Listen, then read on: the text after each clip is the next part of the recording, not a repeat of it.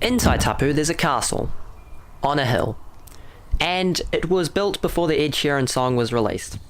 I recently got to do an interview with Dennis Chapman, the owner of the castle, to find out the story behind this house that might better suit the medieval times. So at the moment I'm just leaving my house, heading to the castle.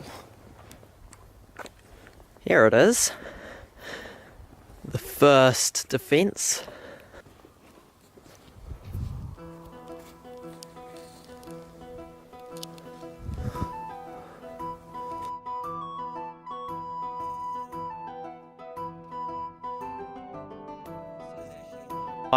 What do you do for a job? I'm actually an electronic hardware design engineer, so I design electronic products. But let's hear about how all of this began. Well, we didn't actually plan to do a castle, we actually planned an eco sort of friendly house, something that needed no power, produced all its own everything.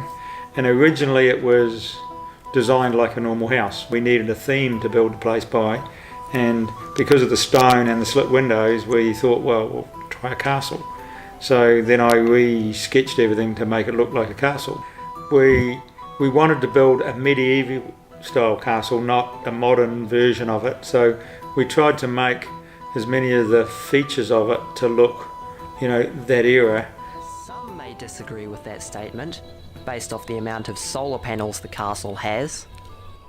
So it's got about 25 kilowatts of solar panel on it. Basically all the north roof and most of the north wall of the second story are all solar panels. So we get enough energy there to basically power the whole house and power 2 electric cars. Or we generate more power than we use. But at the moment we still take in power at night time.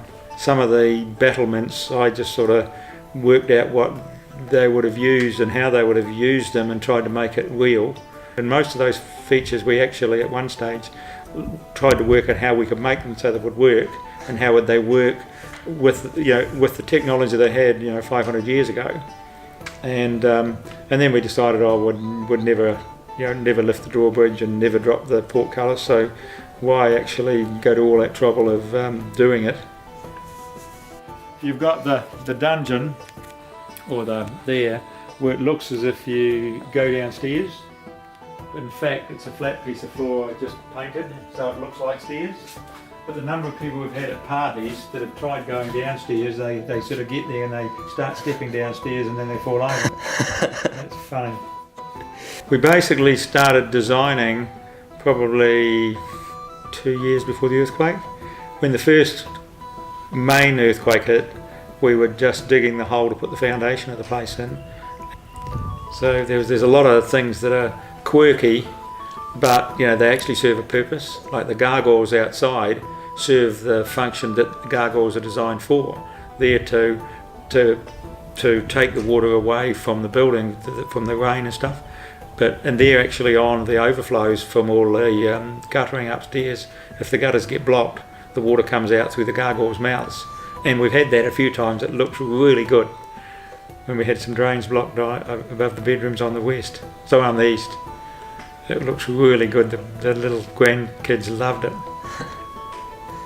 So you never purposely block it up just so that you can see the gargoyles work? We've had a few people ask us to do that, yeah. But no, they do, and there's a lot of that. There's over in there. There's a little what's called an oubliette, which is what they used to use. It was a hole in the floor that they would put sort of prisoners and people that didn't like, and they'd feed them if they felt like it. But it's actually part of an air duct, although it just looks like a little prison. And the guy that made the gargoyles for us, he made a replica of himself. So he made a plaster cast of his face and then made a mould of himself, and he's made a replica of himself, and he's put himself in the dungeon. So there's lots of fun things like that. Because we're a bit odd people anyway, so we do odd things.